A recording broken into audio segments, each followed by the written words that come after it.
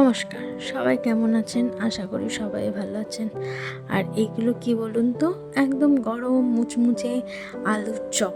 আমরা বাঙালিরা আলুর চপ খেতে ভীষণ ভালোবাসি। আসলে তেলে ভাজাটাই খেতে ভীষণ ভালোবাসি। আর এরকম মুড়ির সঙ্গে যদি তেলে ভাজা হয়, আমাদের খাওয়াটা জাস্ট জমে যাবে।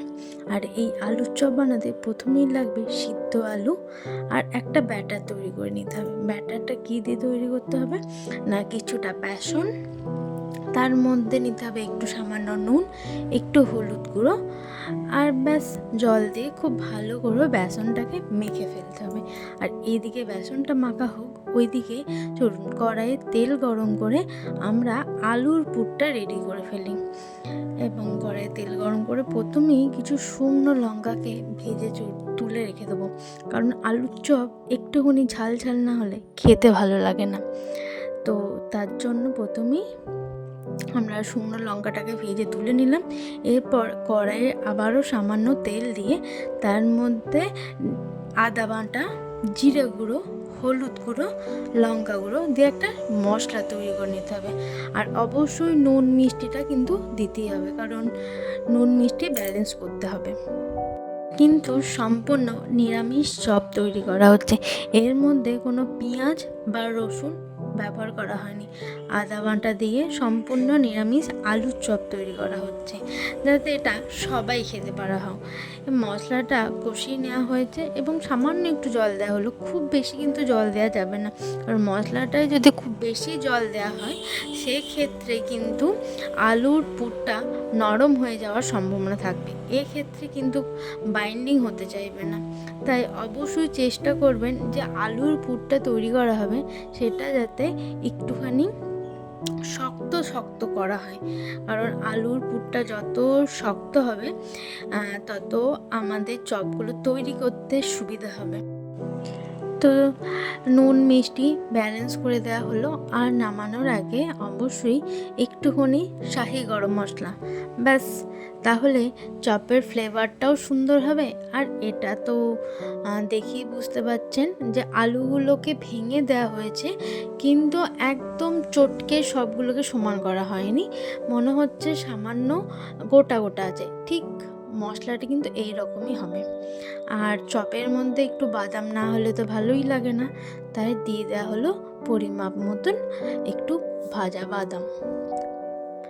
এরপর আমাদের এই যে মশলাটা প্রায় তৈরি হয়ে গেছে, দেখতেই পাচ্ছেন। এরপর একটা পাত্রে এটাকে ঢেলে রেখে দেওয়া হবে যাতে একটু ঠান্ডা হোক, কারণ বেশি গরম থাকলে কিন্তু আমরা এটা মণ্ড করতে পারবো না, মানে চপের মণ্ডটা তৈরি করতে পারবো না।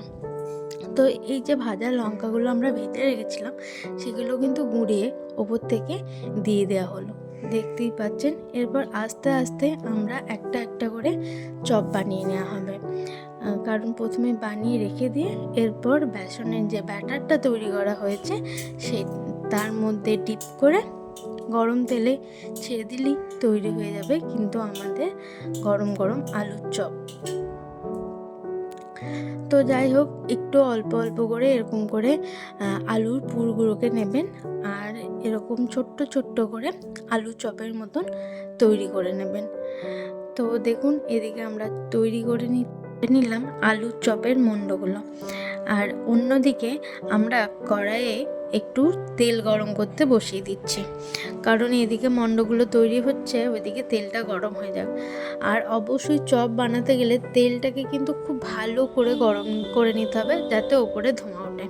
আর এদিকে বেসনটাও দেখতে পাচ্ছেন পুরো রেডি হয়ে গেছে। এরপর একদম আমরা বেসনের মধ্যে এই আলুর মণ্ডগুলোকে ডিপ করে তেলের মধ্যে ডিপ ফ্রাই করব।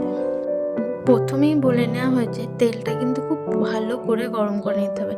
তেলটা যদি ভালো গরম না হয় তাহলে অনেক সময় চপের তলা নিয়ে নেওয়ার সম্ভাবনা থাকতে পারে, কারণ আমরা তেলটা যদি খুব ভালো করে প্রপারলি গরম করে নিই সেক্ষেত্রে কিন্তু চপ ভাজতে প্রচণ্ড পরিমাণে সুবিধা হবে।